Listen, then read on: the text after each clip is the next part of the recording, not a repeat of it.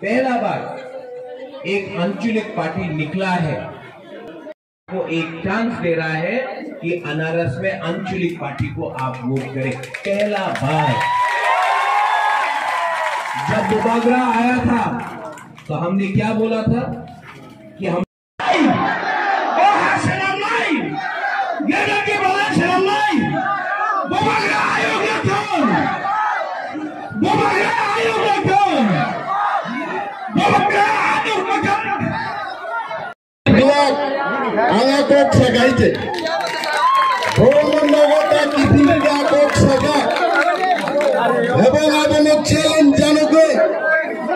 MP Devti Tripura शाखा